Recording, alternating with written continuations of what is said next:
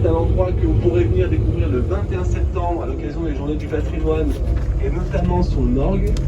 Il y a aussi pour ceux qui sont amateurs d'art un tableau, pas dans le nom,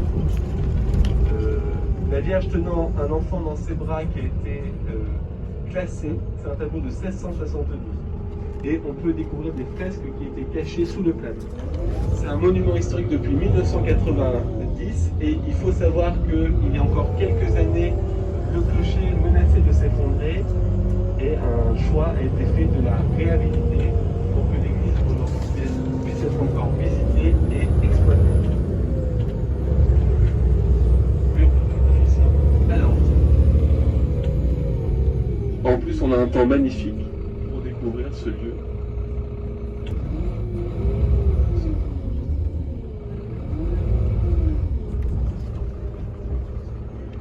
Voilà donc l'église Saint-Georges et à côté on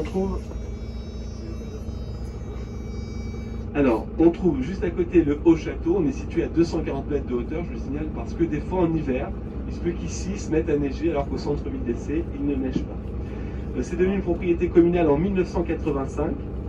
Ce Haut-Château a une histoire, hein, c'était occupé par une famille séigneuriale dès 1151. Ça a été détruit. Il faut savoir qu'il a abrité durant 2 nuits Louis XIV, la reine et le dauphin entre 1681 et 1688. Et aujourd'hui, il abrite actuellement notre centre aéré communal qui fonctionne durant les vacances scolaires et les mercredis. Il s'y déroule aussi des expositions. Donc là, par exemple, prochainement, il y a une exposition qui va s'y dérouler dans les salons du Haut-Château.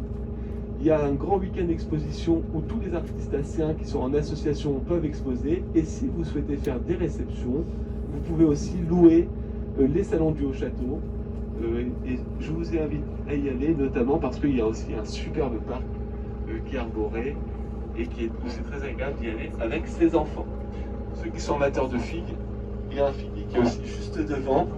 Voilà, donc allez-y, je crois que c'est le 18 septembre, devant l'église Saint-Georges. Voilà pour la petite histoire.